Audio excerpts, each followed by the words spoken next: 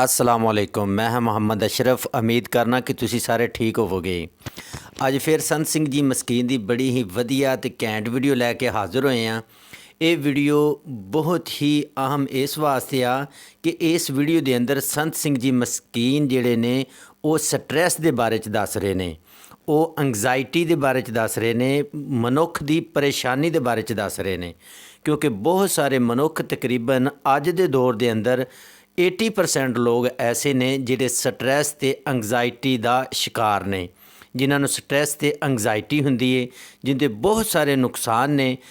हाल ही दे अंदर जिहड़े ने पाकिस्तान के बहुत बड़े संत मौलाना जमील साहब, मौलाना तारक जमील साहब, उन्हां दे बेटे जिहड़े ने वो एंगजाइटी की वजह नाल ही वो खुदकुशी कर गए। अपने आप नूं उन्होंने गोली मार दी।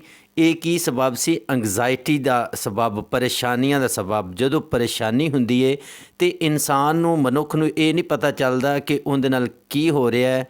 वो जिहड़ा परेशान रहिंदा है और उनकी वजह नाल बहुत सारिया प्रॉब्लम्स क्रिएट हुंदियां ने, जिंदी वजह नाल उनके पट्ठियां नूं दर्द, दिमाग नूं दर्द, और उस तो अलावा उन्होंने जिंदगी की अहमियत के बारे च कोई पता नहीं हुंदा। ये सारी तफसील जानांगे अज की वीडियो के अंदर। इस स्ट्रैस का, एंगजाइटी का की कारण है और इनदियां की वजूहात ने और इनका की सल्यूशन है, जानांगे अज की वीडियो के अंदर संत सिंह जी मस्कीन की ज़बानी। हुण वीडियो स्टार्ट करने। वीडियो स्टार्ट करन तो पहलों तुसी चैनल नूं सबसक्राइब कर दो अगर सबसक्राइब नहीं किया होया, और वीडियो नूं लाइक कर दो। तो कमेंट बॉक्स के अंदर आके अपनी राय का इजहार जरूर करना। मैं हुण करना वीडियो स्टार्ट। विचार आप जी के समक्ष भेंट करा, पेशतर फतेह प्रवान करने। वाहिगुरू जी का खालसा, वाहिगुरू जी की फतेह। धन गुरु तेग बहादुर साहब जी के एक सलोक के विचार थोड़े सामने रखन लगा। चिंता ताकी कीजिए जो अनहोनी होए, यह मार्ग संसार को नानक थिर नहीं कोय। करीबन अक्सर सत्संगियां दे दिमाग विच जो पहली पंक्ति दे अर्थ ने, गुरबाणी व्याकरण दे ज्ञानी, ग्रैमर दे ज्ञानी वो अर्थ नहीं मनते। चिंता ताकी कीजिए, प्रश्नमयी वाक है। जो अनहोनी होए, मनुख दे अंदर चिंता है। किस गल दी? ये काम होना चाहिए, किधरे ऐसा ना होवे ना होवे। चिंता ऐसा नहीं होना चाहिए, किधरे ऐसा ना होवे कि हो जाए तो चिंता। चिंता इसे गल दी है। चिंता एक बोझ है, चिंता एक तनाव है। और धार्मिक ज्ञानी कहते हैं चिंता मनुख की सोच शक्ति के विकास को भी रोकती है। चिंता चिंतन दे च दीवार खड़ा कर देंदी है, सिमरन दे च दीवार खड़ा कर देंदी है। चिंता अनेकां तरह के मानसिक रोगां नूं जन्म देंदी है। मानसिक रोग अनेकां तरह के शरीरक रोगां नूं जन्म देंदा है। पर महाराज कहंदे ने, मैं देखदा हां चिंतत ही दिसे सब कोय।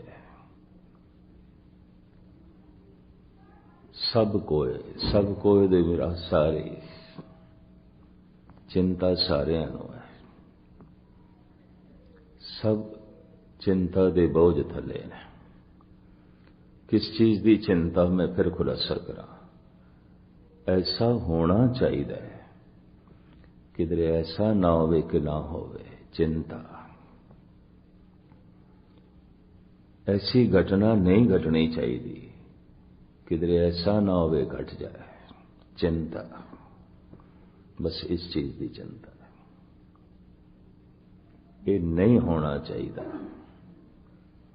पर किधरे ऐसा ना हो जाए चिंता। ऐसा होना चाहिए पर किधरे ऐसा ना होवे चिंता। जब तुसी चिंता दी तह दिश जाओगे तो इन्नी गल है, और कुछ नहीं। जो मेरी चाहत है वो पूरी होनी चाहिए, किधरे ऐसा ना पूरी होवे चिंता। ऐसी घटना नहीं घटनी चाहिए, किधरे ऐसा ना घट जाए चिंता। बस चिंता दे यही कारण है। तो कितने मनुख चिंता तुरने, गुरु अर्जन देव जी कहते सारी चिंता तुरना। चिंतत ही दिसे सब कोई कबूल करे ना करे, कोई मन्ने ना मने। छोटी वड्डी भयंकर चिंता हर एक नूं है। चिंता मानसिक बोझ है, चिंता मानसिक तनाव है। चिंता चिंतन दे बाधा खड़ी कर देंदी है, सिमरन दे दीवार है। या इंज कह लो परमात्मा ते मनुख दे विचकार अगर कोई दीवार है तो चिंता। चिंतन ते चिंता मनुख दे मत्थे ते प्रगट होंदा है, अखां दे प्रगट होंदी। ये जो सतगुरु कहते सारी चिंता तुरने, किस तरह देखे होवेगा? मत्थे देखे होंगे, अखां देखी होंगी। चिंतत ही दिसे सब कोय। धन गुरु तेग बहादुर साहब जी कहते ने चिंता ते तां कर जे कुछ अनहोनी होवे ते अनहोनी होंदी नहीं। यह अर्थ मैं थोड़े सामने रखन लगा। चिंता ताकि कीजिए, अच्छा कर चिंता। जो अनहोनी हो, जेकर अनहोनी होवे तो सतगुरु ये कह रहे हैं अनहोनी ते होंदी ही नहीं। इस पंक्ति के अर्थ ये अनहोनी नहीं होंदी, होनहार ही होंदा है, होनी ही होंदी है, अनहोनी कुछ नहीं होंदी। पर मनुख कहंदा है मेरे नाल किधरे अनहोनी ना हो जाए। अनहोनी जो नहीं होना चाहिए किधरे हो ना जाए। तो महाराज कहते जो नहीं होना चाहिए वो नहीं होता, होंदा ही नहीं। जो होना चाहिए वही होंदा है। जैसे एक दो उदाहरण दें। एक जवान कहता है मेरे ते बुढ़ेपा नहीं आना चाहिए, ये अनहोनी खेड है, नहीं आना चाहिए। कम से कम मेरे ते बुढ़ेपा नहीं आना चाहिए। पर उन्होंने कौन दसे बुढ़ेपा ते होना है? ये तो होनी है। होनी नू तो अनहोनी नहीं कर सकता, ते अनहोनी नू तो होनी भी नहीं कर सकता। थोड़ी जी एकाग्रता बख्शोगे। मनुख अपनी समर्था दे नाल होनी नू अनहोनी नहीं कर सकता। मनुख अपनी किसी भी शक्ति दे नाल अनहोनी नू होनी नहीं कर सकता, होनी नू अनहोनी नहीं कर सकता। तो महाराज कहते किस दी चिंता? चिंता तां की कीजिए, चिंता ते तू तां कर जो अनहोनी हो। जेकर अनहोनी होवे तो अनहोनी ते होंदी नहीं, होंदी नहीं। जन्म होया किधरे मरण ना हो जाए। उन्हें सरदार इकबाल सिंह उन्होंने दे साहिबजादे ने दसिया बई असी अज पिता दी बरसी मना रहे हैं, ते उस संबंध विच असी आए हैं सारे। मैं ठीक है। रोज दे सत्संगी सन, चलो मैनू जो ख्याल मिले ने मैं इस आधार ते ही कुछ कहांगा। धन गुरु तेग बहादुर साहब जी दे इस सलोक नूं विचार दा आधार बना के, चिंता तांकी कीजिए जो अनहोनी होए, एह मार्ग संसार को नानक थिर नहीं कोय।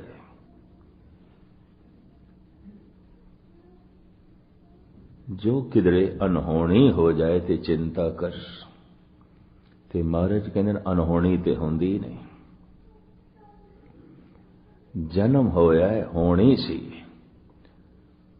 पर मनुख कहंदा किधरे मरण दी अनहोनी ना हो जाए, तो मरण अनहोनी नहीं होनी है, मौत होनी है, अनहोनी नहीं है। जवानी होई है, आई है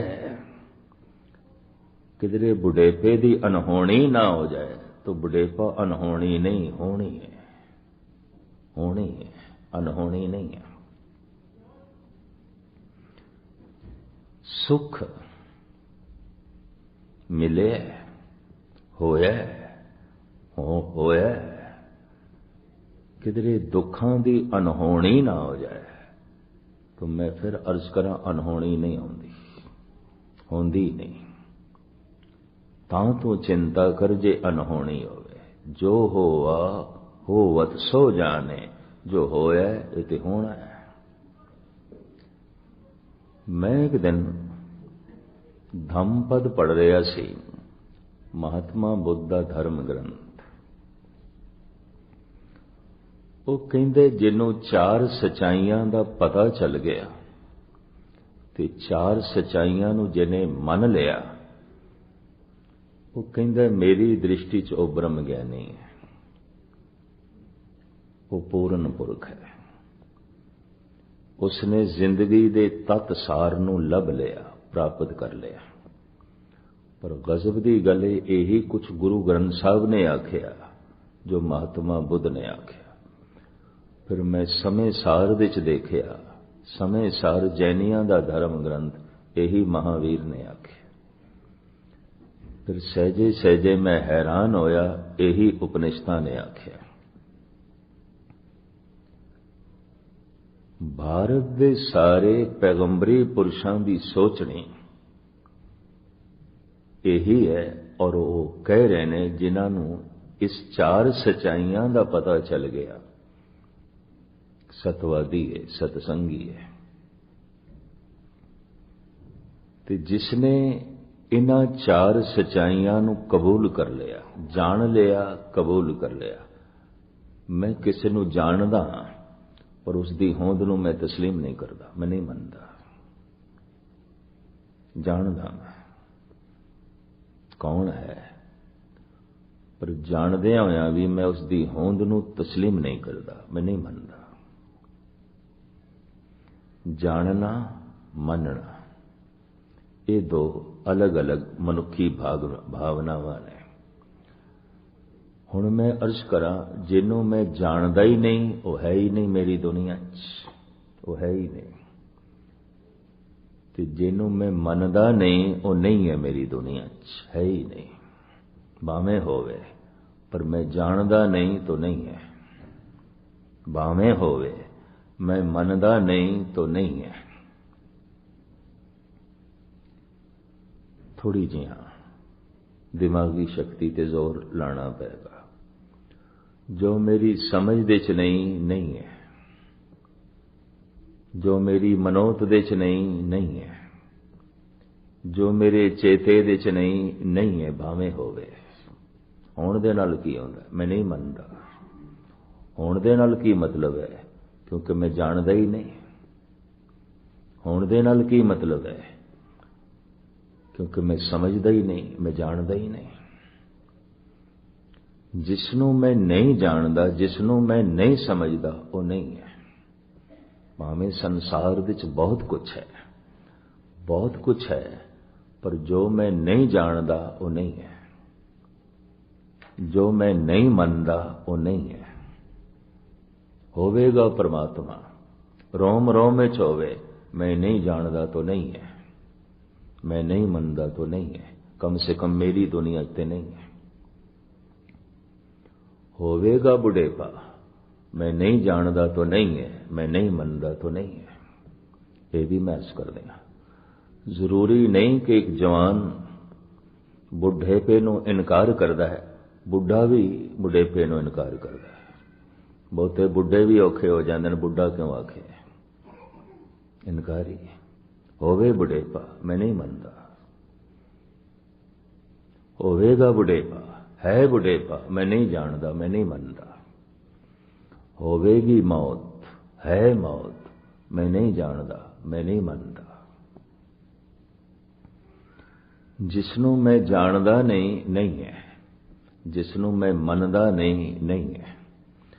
संसार दे विच जो मैं जानदा नहीं, कम से कम मेरी दुनिया च वो नहीं है। होवेगा संसार च मैं जानदा ही नहीं, नहीं है।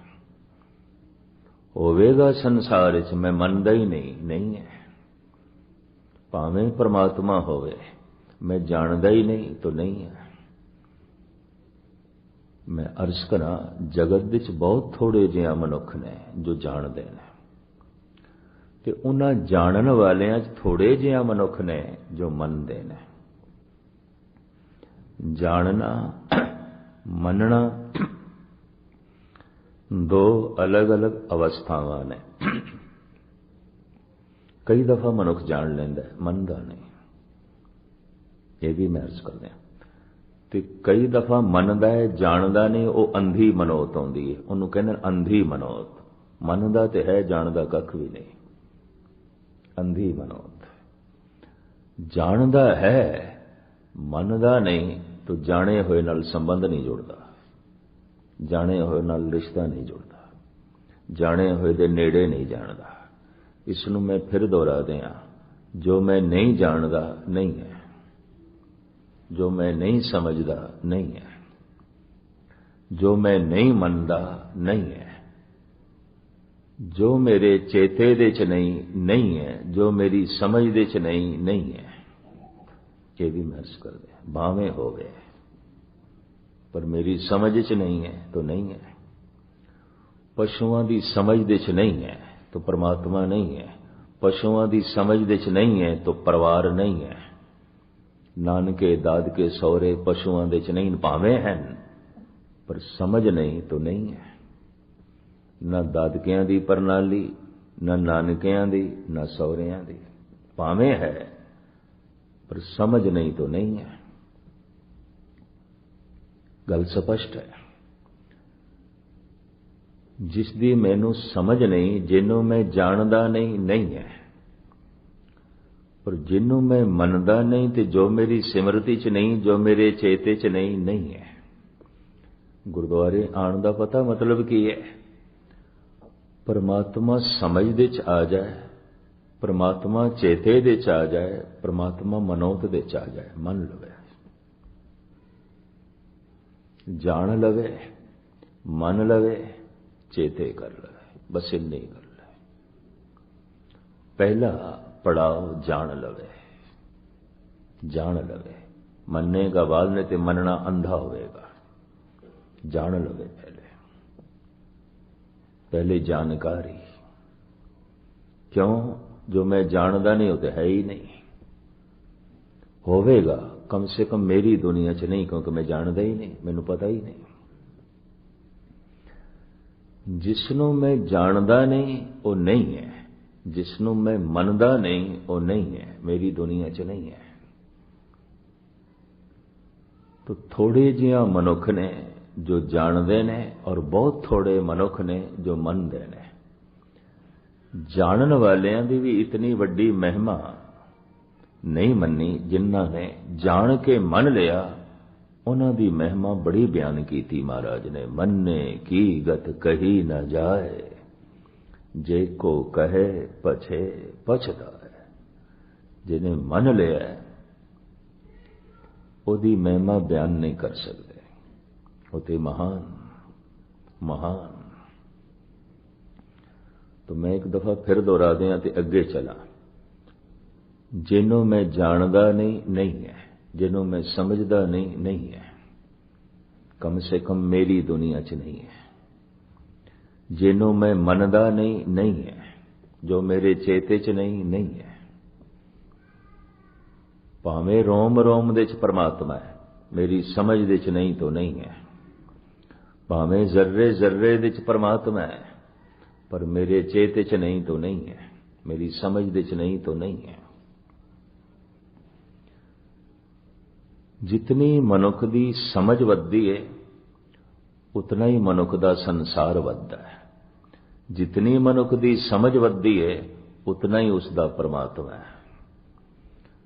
किसी का परमात्मा चूहा भी होवेगा, चूहियां की भी पूजा है। गणेश की सवारी चूहा, लोग चूहियां की भी पूजा करते। किसी का परमात्मा सप होवेगा तो नाग पंचमी एक बड़ा वड्डा त्योहार है। सप भगवान, नाग देवता, नाग भगवान, तो सपां की भी पूजा है। जितनी मेरी समझ है, तो मेरी समझ ही जितनी है, अजय मेरी दुनिया सिर्फ दरख्ती भगवान है, चाहे वो पिपल है, चाहे बोड़ है, चाहे जंड है। अजय मेरी इतनी समझ है। जो मेरी समझ च है, और अजय मेरी इतनी समझ है, बस वगदा होया दरिया ही परमात्मा है, होर कुछ नहीं।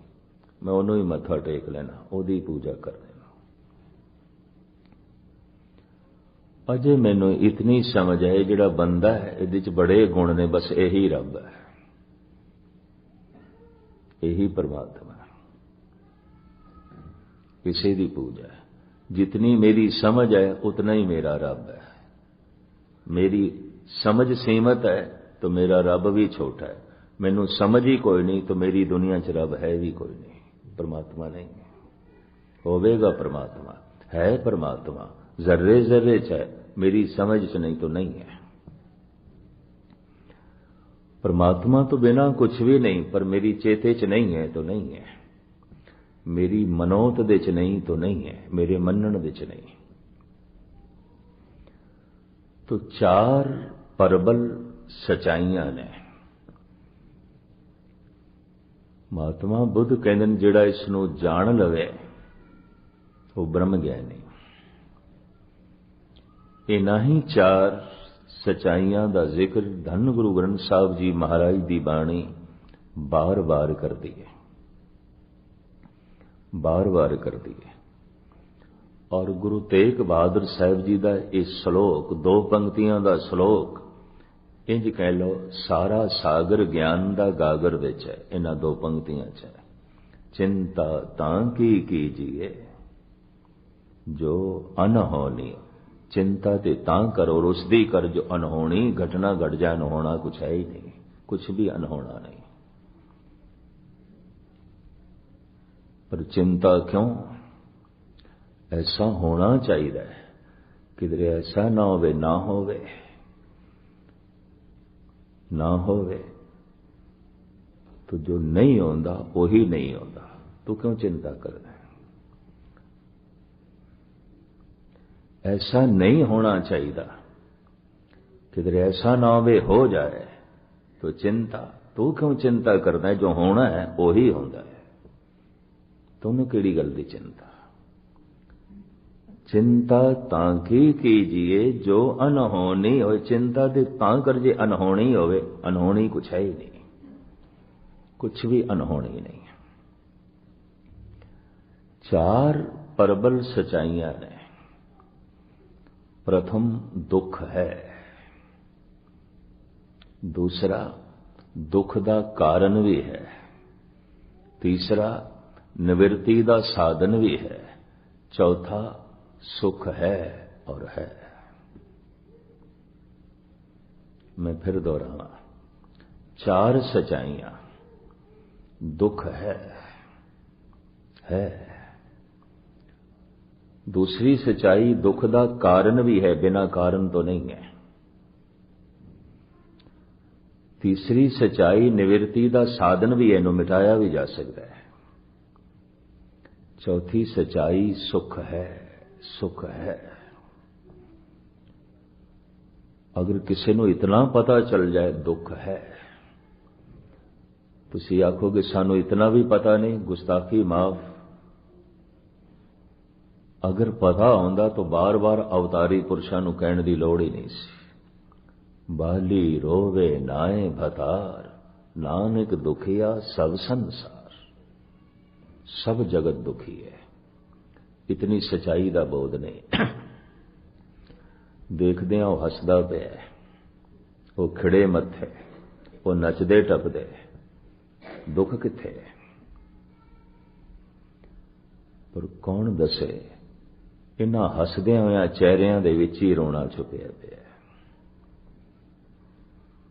इन्हां नचदे टपदियां मूर्तियां दे अंदर ही दुख कलेश छुपिया पिया। इस सच्चाई का बोध नहीं, पता नहीं। जिसनों है उन्हें पहली सच्चाई ते जान लई, दुख है, दुख है। चाहे मैं महल दे चा, चाहे मैं झोपड़ी चा, दुख है। चाहे मैं निर्धन हां, चाहे मैं धनवान हां, दुख है। चाहे मैं तंदुरुस्त हां, चाहे मैं बीमार हां, दुख है। जो मैं कह रहा इन्हू थोड़ा जिहा गौर नाल सरवण करा। चाहे मैं एक मुल्क दे चा, चाहे मैं दूजे मुल्क दे चा, दुख है, दुख है। चाहे मैं बचपन की अवस्था चा, चाहे मैं जवानी की अवस्था चा, चाहे मैं बुढ़ेपे की अवस्था चा, दुख है, दुख है। चाहे मैं सुंदर हां, चाहे मैं करूप हां, दुख है। चाहे मैं खुशहाल हां, चाहे मैं बदहाल हां, दुख है। चाहे मैं छोटा हां, चाहे मैं वड्डा हां, चाहे मैं निर्गुण हां, चाहे मैं गुणवान हां, चाहे मैं पढ़ा लिखा, चाहे मैं बिल्कुल अनपढ़ हां, दुख है, दुख है। अनपढ़ भी दुखी, पढ़ा लिखा भी दुखी, निर्धन भी दुखी, धनवान भी दुखी, दुख है। निर्धन सोचता है मैं दुखी हां, धनवान सुखी ने। अनपढ़ सोचता है मैं दुखी हां, पढ़े लिखे सुखी ने। ऐसा सोचता है। एक शहर दे रहने वाला ऐसा सोचता है मैं दुखी हां, दूजे शहर दे रहने वाले दुखी नहीं ने। कोई ऐसा सोचता है मैं जिस मुल्क दे च रहना दुख है, पर दूसरे जिस मुल्क दे च रहिंदे ने दुख नहीं है। भुलेखा, भ्रांति, मुवालता। महाराज कहते हैं जिथे तक संसार है दुख है, नानक दुखिया सब संसार। चाहे एक मुल्क है, चाहे दूजा मुल्क है, चाहे एक शहर है, चाहे दूजा शहर है, चाहे बच्चा है, चाहे बुढ़ा है, चाहे निर्गुण है, चाहे गुणवान है, पढ़ा लिखा है, अनपढ़ है, दुख है। पहली सच्चाई। दूसरी, दुख का कारण भी है, एवं नहीं है, एवं नहीं है। तो दुख का कारण की है? दुख का कारण है ना समझी, अज्ञान। कारण की है अज्ञान। ते अज्ञान करके मनुख चिंतातुर हो जाता है, दुखी हो जाता है। जो होना चाहिए किधरे ऐसा ना होवे, ना होवे। जो नहीं होना चाहिए किधरे ऐसा ना होवे, हो जाए। चिंता, दुख, अज्ञान। दुख है, दुख का कारण भी है अज्ञान। निवृत्ति का साधन भी है ज्ञान। और सुख है, सुख है। जितना अज्ञान दुख है, दुख है। जितना ज्ञान आनंद ही आनंद।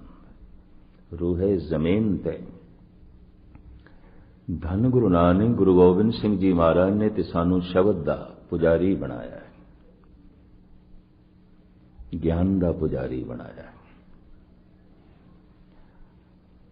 और आप दी ज्ञात लई अर्ज करा, उत्पत परले शब्दे होवे, शब्दे ही फिर उपत होवे। घर दे जिस दरवाजे दे राही मैं बाहर आया, उसे दरवाजे राही अंदर प्रवेश करांगा। शब्द दे राही संसार आया है, शब्द दे राही संसार प्रवेश करेगा। शब्द दी सूझ ज्ञान है, शब्द दी ना समझी अज्ञान है।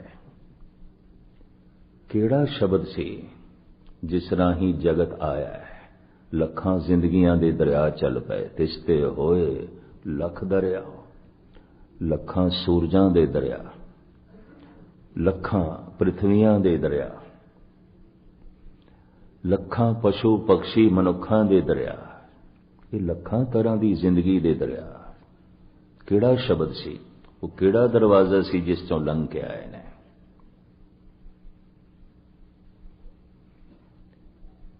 उत्पत परले शब्दे, उत्पत्ति ते परले, आवना ते जामना। इसनूं मैं बयान करा, मैं घर दे जिस दरवाजे दे राही बाहर आया ते हुण मैं पुछां मैं घर दे किस तरह प्रवेश करा। भाई पुरखा जिस दरवाजे राही बाहर आया अंदर चला जा। शब्द राही संसार बाहर आया है, जीव जंतु बाहर आए हैं। शब्द राही प्रवेश मिल जाएगा। तो शब्द द्वार है, दरवाजा है। पर केड़ा शब्द, वो केड़ा शब्द जो दरवाजा है, जिस तो जगत आया जगत गया। दुनिया दे पैगंबरी पुरुषां नूं एक पासे रखिए, गुरु नानक गुरु गोबिंद सिंह भगत कबीर दे बोल मैं थोड़े सामने रखा। वो शब्द की है। धन गुरु गोबिंद सिंह जी महाराज दा फरमान, ओंकार आद कथनी अनाद। ओंकार आद कथनी अनाद। ओंकार आदि धुनी है, पहले तो भी पहले। सब तो पहली धुन ब्रह्मंड दी ओंकार। गुरु गोबिंद सिंह जी। बहुत ही ਵਧੀਆ ਤੇ ਘੈਂਟ ਕਥਾ ਸੀ। ਸੰਤ ਸਿੰਘ ਜੀ ਮਸਕੀਨ ਬੜੇ ਅੱਛੇ ਅੰਦਾਜ਼ ਨਾਲ ਬਿਆਨ ਕਰ ਰਹੇ ਸੀ ਕਿ ਸਟ੍ਰੈਸ ਐਂਗਜ਼ਾਇਟੀ ਦੇ ਬਾਰੇ 'ਚ ਦੱਸ ਰਹੇ ਸੀ, ਕਿ ਪਰੇਸ਼ਾਨੀ ਦੁੱਖ ਦੇ ਬਾਰੇ 'ਚ ਦੱਸ ਰਹੇ ਸੀ ਕਿ ਮਨੁੱਖ ਨੂੰ ਪਰੇਸ਼ਾਨੀ ਕਿਉਂ ਹੁੰਦੀ ਏ, ਸਟ੍ਰੈਸ ਕਿਉਂ ਹੁੰਦੀ ਏ, ਪਰੇਸ਼ਾਨੀ ਕਿਉਂ ਹੁੰਦੀ ਏ। ਤਕਰੀਬਨ 80% ਲੋਕ ਨੇ ਜਿਹੜੇ ਪਰੇਸ਼ਾਨ ਨੇ। ਪਰੇਸ਼ਾਨੀ ਦਾ ਕਾਰਨ ਕੀ ਹੈ? ਸੰਤ ਸਿੰਘ ਜੀ ਮਸਕੀਨ ਨੇ ਦੱਸਿਆ ਕਿ ਪਰੇਸ਼ਾਨੀ ਦਾ ਕਾਰਨ ਇਹ ਆ ਕਿ ਮਨੁੱਖ ਇਹ ਕਹਿੰਦਾ ਹੈ ਕਿ ਇਹ ਕੰਮ ਹੈ ਜਿਹੜਾ ਇਹ ਕਿਧਰੇ ਹੋ ਨਾ ਜਾਏ। ਮਤਲਬ ਉਹ ਕੰਮ ਨੁਕਸਾਨ ਹੈ, ਮਸਲਨ ਇਹ ਮੈਨੂੰ ਨੁਕਸਾਨ ਹੋ ਨਾ ਜਾਏ, ਜਾਂ ਕਹਿੰਦਾ ਹੈ ਕਿ ਇਹ ਕੰਮ ਨਾ ਹੋਵੇ, ਕਿਧਰੇ ਹੋ ਨਾ ਜਾਏ। ਮਤਲਬ ਅਗਰ ਮਨੁੱਖ ਨੂੰ ਕੋਈ ਨੁਕਸਾਨ ਦਾ ਖਤਰਾ ਹੈ ਤਾਂ ਇਸ ਗੱਲ ਦੀ ਉਹਨੂੰ ਚਿੰਤਾ ਹੈ, ਪਰੇਸ਼ਾਨੀ ਹੈ, ਕਿਧਰੇ ਇਹ ਮੈਨੂੰ ਨੁਕਸਾਨ ਹੋ ਨਾ ਜਾਏ। ਔਰ ਬਾਜ਼ ਦਫਾ ਐਸੀ ਪਰੇਸ਼ਾਨੀ ਹੁੰਦੀ ਹੈ ਕਿ ਕਿਸੇ ਕੰਮ ਦੇ ਮੁਤਲਕ ਕਿ ਮਸਲਨ ਮੈਨੂੰ ਇਹ ਫਲਾਂ ਬਿਮਾਰੀ ਜਾਂ ਫਲਾਂ ਨੁਕਸਾਨ ਹੈ, ਜਾਂ ਮੈਨੂੰ ਇਹ ਜਾਂ ਫਲਾਂ ਕੋਈ ਫਾਇਦਾ ਹੈ, ਮੈਨੂੰ ਕਿਤੋਂ ਮੈਨੂੰ ਫਾਇਦਾ ਹੋਣਾ ਹੈ, ਕਿਤੋਂ ਮੈਨੂੰ ਪ੍ਰਾਫਿਟ ਹੋਣਾ ਹੈ, ਅਤੇ ਇਹ ਪ੍ਰਾਫਿਟ ਮੈਨੂੰ ਹੋਣਾ ਚਾਹੀਦਾ ਹੈ। ਕਿਧਰੇ ਇਹ ਨਾ ਹੋਵੇ ਕਿ ਇਹ ਪ੍ਰਾਫਿਟ ਮੇਰਾ ਨੁਕਸਾਨ 'ਚ ਬਦਲ ਜਾਵੇ, ਫਾਇਦਾ ਮੇਰਾ ਨੁਕਸਾਨ 'ਚ ਬਦਲ ਜਾਏ, ਅਤੇ ਇਹ ਪਰੇਸ਼ਾਨੀ ਅਤੇ ਐਂਗਜ਼ਾਇਟੀ ਦਾ ਸਬਬ ਬਣ ਜਾਂਦੀ ਹੈ। ਬਾਜ਼ ਦਫਾ ਮਨੁੱਖ ਬਿਮਾਰ ਹੁੰਦਾ ਹੈ ਜਦੋਂ, ਅਤੇ ਉਹਦੇ ਦਿਲ ਦੇ ਵਿੱਚ ਇਹ ਆ ਜਾਂਦੀ ਹੈ ਕਿਧਰੇ ਇਹ ਬਿਮਾਰੀ ਮੇਰੀ ਮੌਤ ਦਾ ਸਬਬ ਨਾ ਬਣ ਜਾਏ। ਐਂਗਜ਼ਾਇਟੀ ਅਤੇ ਪਰੇਸ਼ਾਨੀ ਜਿਹੜੀ ਹੈ ਉਹ ਸ਼ੁਰੂ ਹੋ ਜਾਂਦੀ ਹੈ। ਇਮਤਿਹਾਨ ਦਿੱਤਾ ਹੈ ਅਤੇ ਇਮਤਿਹਾਨ ਦੇ ਬਾਰੇ 'ਚ ਇਹ ਪਰੇਸ਼ਾਨੀ ਹੈ ਕਿਧਰੇ ਮੈਂ ਫੇਲ ਨਾ ਹੋ ਜਾਵਾਂ। ਐਂਗਜ਼ਾਇਟੀ ਤੇ ਡਿਪਰੈਸ਼ਨ ਤੇ ਪਰੇਸ਼ਾਨੀ ਜਿਹੜੀ ਹੈ ਉਹ ਸ਼ੁਰੂ ਹੋ ਜਾਂਦੀ ਹੈ।